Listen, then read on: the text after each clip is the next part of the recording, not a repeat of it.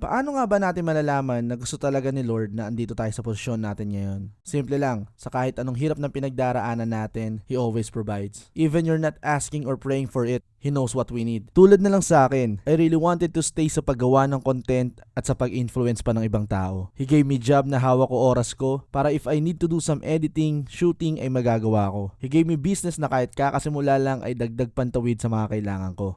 And now, He still provides. Binalik niya ako sa pagtuturo ng basketball, which is di lang to additional content na pwede kong gawin at pwede nyong panoorin. Dagdag income din to para masustain natin yung channel natin. Story time muna tayo. I started coaching and earning from it noong nasa college days pa ako. Binigyan ako ng opportunity ng mga coaches ko to learn from them and eventually to teach basketball sa mga batang nagmamahal sa sports na to. Not knowing it can be my side hustle while nag-aaral ako. Nakakatanggap kami ng mga partnerships sa mga kilalang brands, naimbitahan kami sa iba't ibang lugar, na dyaryo, and isa kami sa mga nagpaingay ng 3x3 dito sa bansa. Kaya shoutout pala sa mga coaches na nakasama ko before at nag-impart ng kanilang mga basketball knowledge sa akin, na up to this day ay nagagamit ko.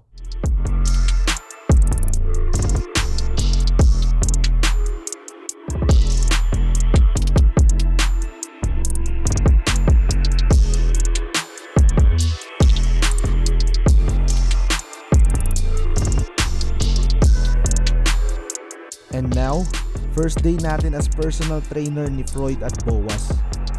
First thing na ginawa ko after warm-up and stretching ay assessment ng kanilang layup.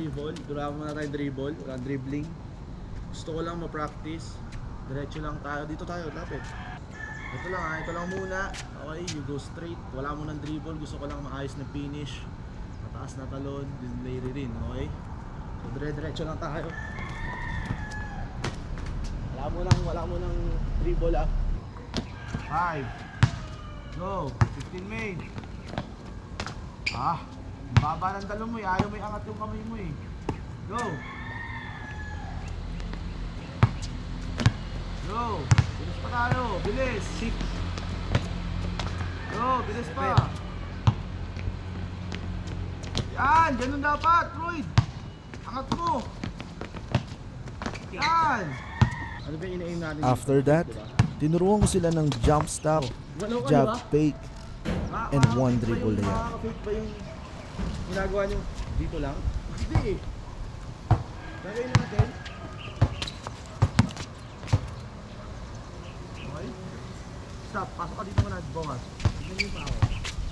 Defense ka. Kaya ito na dito. Defense kasi ito eh. Hindi naman yan cone lang eh. Imagine na defense yan. Defense bawas. Swing, jump fake,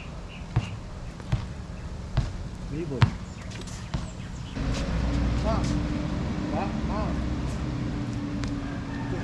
Itatago ko yung bola sa katawan ko. Okay, ready, go. Gawin natin tama. Abiling. Go. Abiling.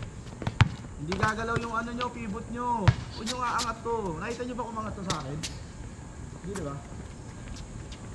Pasa, jump stop. Ito lang gumagalaw. Tingnan nyo to. Biglang explode. One dribble lang. Boss. Yan. Good. Yan! Oh! Kaya naman Mahirap po. Kailangan practice eh. Tignan mo, tumataas yung talon nyo. Ini-aim nyo kasi. Kasi one dribble lang yung paano natin. Go, continue. 8. Yan! 9. Good. 10. Kailangan yung pag-explain nyo ng pag-swing nyo dito, kanina yung pa ako i-push lang. Pag-swing nyo dito, extend ko itong mahaba, sabay yung release ng bola sa pagtapak ng paa. Okay?